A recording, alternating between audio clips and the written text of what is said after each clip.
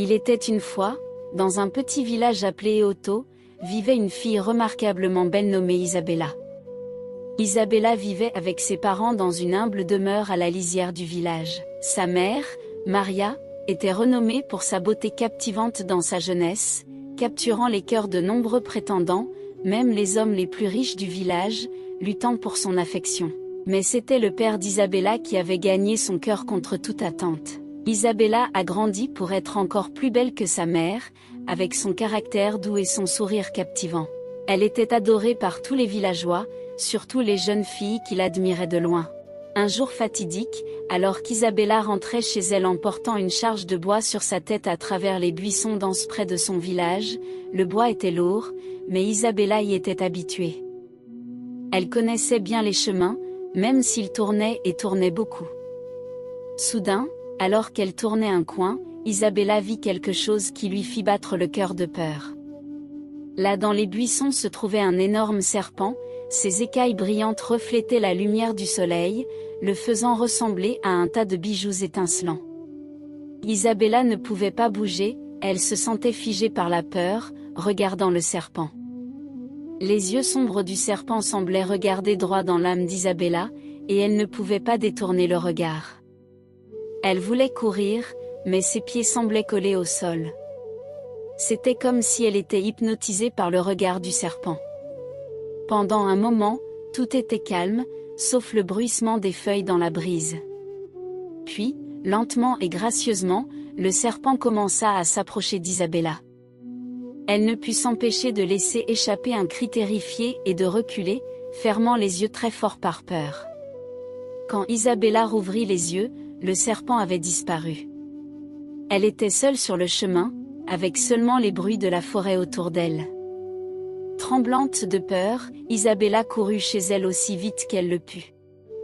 Elle se précipita dans la maison de sa famille et s'effondra dans les bras de sa mère, pleurant et tremblant alors qu'elle lui racontait le serpent. Sa mère la serra fort dans ses bras, la réconfortant de mots doux. À mesure que la nuit tombait sur le village, Isabella trouva du réconfort dans les bras de sa mère, reconnaissante d'avoir échappé au serpent effrayant sans aucun mal. Au fil du temps, la vie d'Isabella est devenue plus étrange. Chaque jour apportait de nouveaux défis, mais chaque fois qu'elle était en difficulté, le serpent effrayant apparaissait de nulle part pour l'aider. Cela arrivait si souvent que c'était devenu une chose habituelle. Chaque fois qu'Isabella était en danger, le serpent venait la protéger. Un jour, alors qu'Isabella rentrait chez elle du ruisseau avec sa cruche d'eau, des hommes étranges apparurent soudain des buissons. Ils la regardèrent d'un air inquiétant et commencèrent à s'approcher avec l'intention de lui faire du mal.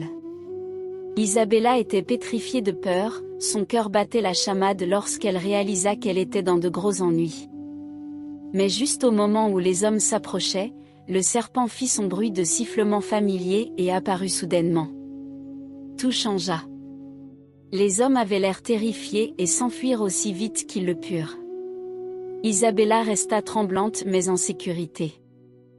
Après cet incident effrayant, Isabella se sentit reconnaissante envers le serpent de l'avoir sauvée, mais en même temps, elle ne put se débarrasser d'un sentiment de malaise. Elle commença à faire des cauchemars où elle se transformait en serpent elle-même et était avec le mystérieux serpent gardien. Maria rassura sa fille, rejetant le rêve comme une simple fantaisie, mais Isabella ne put se débarrasser du sentiment tenace qu'il y avait plus derrière le mystérieux serpent que ce qu'on pouvait voir. Cela la rendait inquiète et mal à l'aise, comme si quelque chose de mauvais était sur le point de se produire. Poussée par un mélange de curiosité et d'inquiétude, Isabella décida d'explorer la forêt un soir pour ramasser du bois de chauffage. Elle espérait comprendre pourquoi le serpent continuait de surgir dans sa vie. Alors qu'elle s'aventurait plus profondément dans les bois, elle fut surprise de voir le serpent réapparaître une fois de plus. Sans hésitation, elle le suivit, impatiente de découvrir la vérité. Mais le serpent continua de avancer et disparut. À son insu, ses actions ne passèrent pas inaperçues. Doris, une fille commère du village, avait les yeux sur Isabella. Alimentée par l'envie envers la beauté et la popularité d'Isabella, elle les suivit secrètement, déterminée à découvrir ce qu'il manigançait. Alors que Doris observait de loin, sa jalousie se transforma en méchanceté. Elle commença à répandre des rumeurs méchantes dans le village, suggérant qu'Isabella avait des pouvoirs sombres contrôlant le serpent. Cela créa un tollé parmi les villageois. Certains commencèrent à craindre Isabella, tandis que d'autres écartèrent le récit de Doris comme de simples commérages. Le village se divisa à cause des étranges rencontres d'Isabella, la suspicion et la méfiance planant dans l'air. Mais cela n'empêcha pas les prétendants de rechercher la main d'Isabella en mariage. Au milieu de la tourmente, un jeune fermier nommé James s'approcha des parents d'Isabella, exprimant son intention de l'épouser.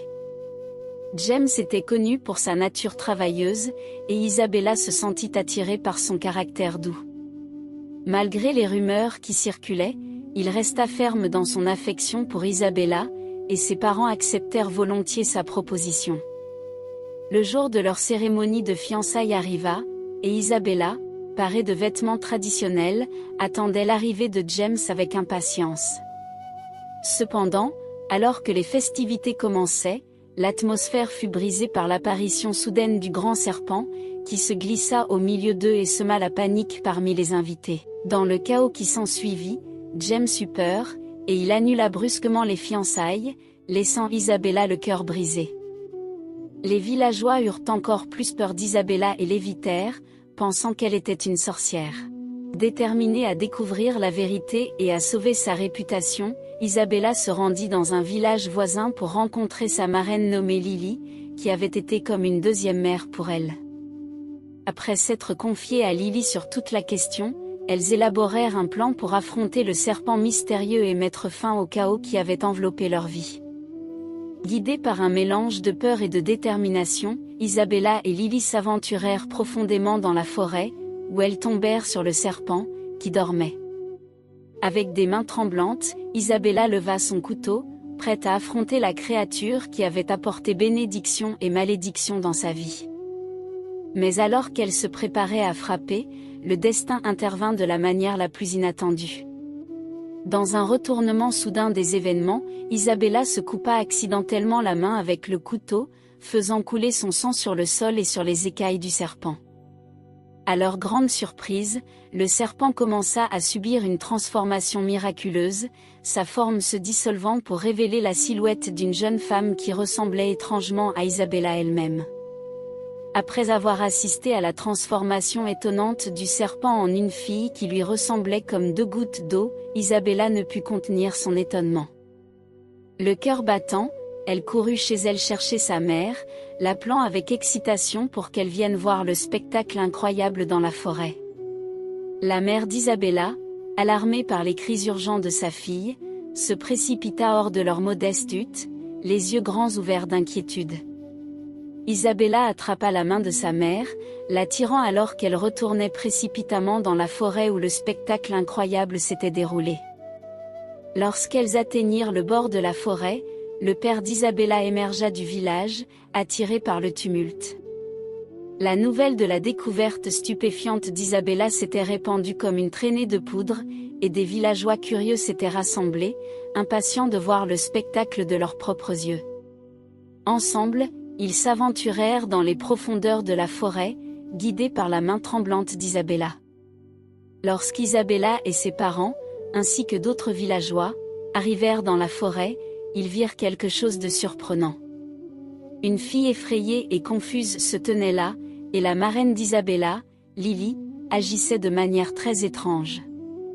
Lily, qui était autrefois gentille et sage, semblait être devenue folle. En voyant Isabella et sa mère, elle commença à raconter une histoire choquante. Lily parla de comment elle était autrefois la meilleure amie de Maria, partageant tout.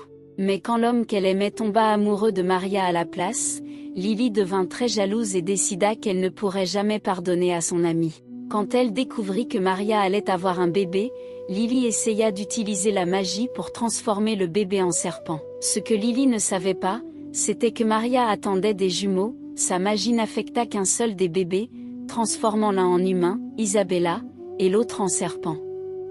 Lily découvrit la vérité lorsqu'Isabella lui parla d'un serpent qu'elle voyait souvent dans la forêt. Lily réalisa que le serpent était en fait la sœur jumelle d'Isabella. Elle essaya alors de se débarrasser du serpent pour cacher ce qu'elle avait fait. À ce moment-là, la mère d'Isabella partagea son secret avec tout le monde.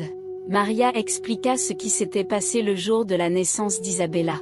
Elle raconta comment une journée qui avait commencé joyeuse avait fini par une grande surprise. Après la naissance d'Isabella et alors que tout le monde dans la pièce était heureux, Maria sentit le besoin de pousser à nouveau. Quand elle le fit, quelque chose que personne n'avait prévu se produisit, un serpent sortit, effrayant tout le monde dans la pièce. Inquiète de ce que les gens du village pourraient dire, elle décida rapidement d'emmener le serpent loin. Elle le porta dans la profonde forêt où personne ne pouvait le voir et le laissa là.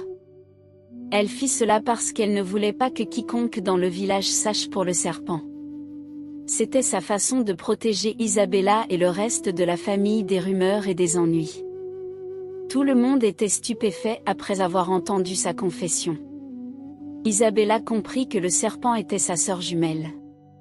Sa sœur jumelle expliquait beaucoup de choses, y compris pourquoi elle avait tant essayé d'empêcher le mariage d'Isabella avec James.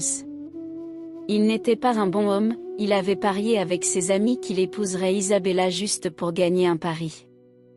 La sœur d'Isabella ne voulait pas qu'elle soit malheureuse, donc elle fit tout pour arrêter le mariage.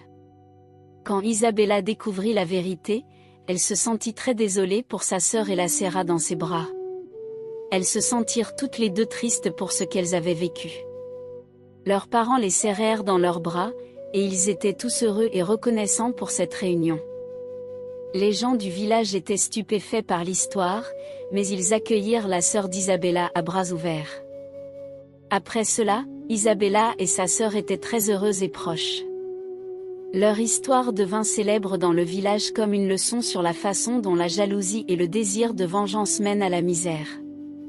Cela montre que s'attarder sur la jalousie peut entraîner des actions néfastes et des conséquences négatives. Cela apprend à tout le monde à être gentil et à ne pas souhaiter de mauvaises choses aux autres. Merci d'avoir lu la vidéo. Si vous avez apprécié cette histoire, veuillez nous donner un gros pouce levé et vous abonner à notre chaîne. Dites-nous dans la section des commentaires de quel pays vous regardez.